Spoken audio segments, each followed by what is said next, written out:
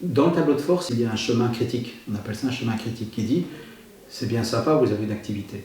Pour faire cette activité-là, il y a une certaine façon de la faire. Pour cette façon de la faire, vous avez des procédures, vous avez du personnel, des spécialistes, etc. Et puis, il y a une culture, ça défend la culture. Et se poser régulièrement cette question-là, de savoir, tiens, est-ce qu'on fait toujours ce qu'on nous demande de faire? Est-ce qu'on le fait toujours avec les bonnes procédures? Est-ce qu'on a toujours le bon personnel, les bons spécialistes pour le faire? Et est-ce qu'en gros, les gens, ils sont sympas, enfin, ils sont OK pour faire tout ça? Ce qui permet régulièrement de faire un truc qu'on appelle en analyse transactionnelle et en TOB la revisite du mythe fondateur. Tiens, c'est quelqu'un il y a 50 ans qui a créé la société.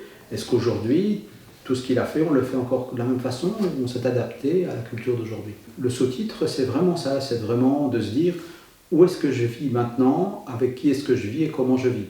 Et ce tableau va nous permettre de nous faire une idée de tiens, je suis toujours dedans.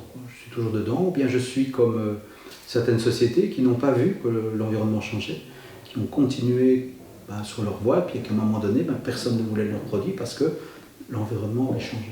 C'est une société de bande dessinée à tourner, qui existait vraiment depuis longtemps, et quand un nouveau directeur est arrivé, il s'est rendu compte à la comptabilité qu'il y avait, les commandes étaient en 4 exemplaires, des rouges, des noirs, des bleus, des verts, sans savoir. Et puis en faisant un peu ce chemin de se dire, mais tiens, qu'est-ce qui se passe là, etc. Ils se sont rendus compte que pendant la guerre, cette société devait faire une copie des factures pour l'envahisseur.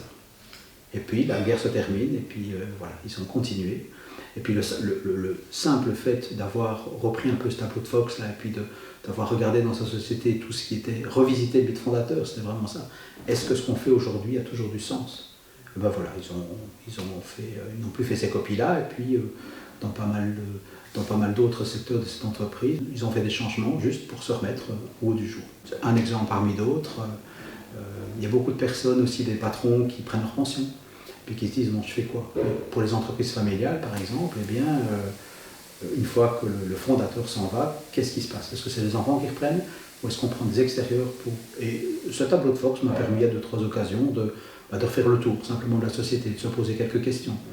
Alors ça fait des réunions familiales parfois, et puis ça fait aussi des réunions qui posent des vraies questions. Et les résultats ne sont pas prévisibles. Parfois, les enfants reprennent tranquillement, et puis parfois les enfants disent non, c'est plus pour nous tout ça, on va faire autre chose. Et voilà, la société soit s'arrête, soit reprend des extérieurs. Il y a un côté très simple, et plus on discute, plus on peut creuser. Plus on peut creuser, plus on peut creuser. Et ça n'a pas de fin, mais ça peut avoir une fin quand même. On peut vraiment décider, bon, maintenant c'est bon comme ça.